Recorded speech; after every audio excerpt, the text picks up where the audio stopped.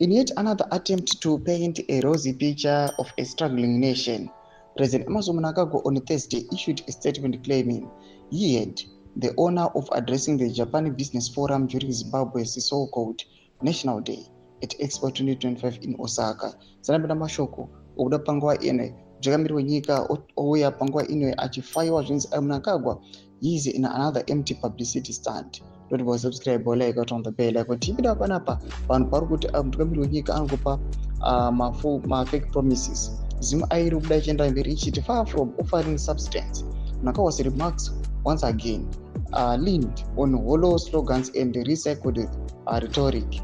In quotes, our participation under the theme Beyond the Limits, Experience Zimbabwe Opportunities and Our Future showcases our vibrant culture, tourism, and growing economic potential, he said. Ignoring the economic stagnation, widespread unemployment, and the deepening poverty back home. Mnangagwa also made vague claims about progress towards Vision 2030 and alleged vast investment opportunities in sectors like agriculture, energy, infrastructure, and innovation, all areas plagued by corruption, mismanagement, and broken promises under his administration.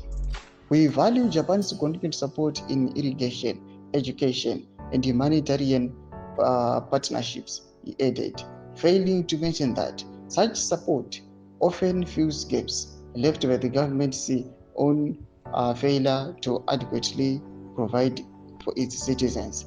Critics have dismissed the president's trip and the remarks as yet another glossy PR move disconnected from the lived reality of ordinary Zimbabweans, many of whom continue to struggle with the basic needs while being told to believe in future that never arrives. Thomas Karubuda panguva ino aiwa akadirector wakune mutungamiri wenyika. Pina comment section medu motudza mafungiro enyu motikudipa pamusoro pechiriko ichi.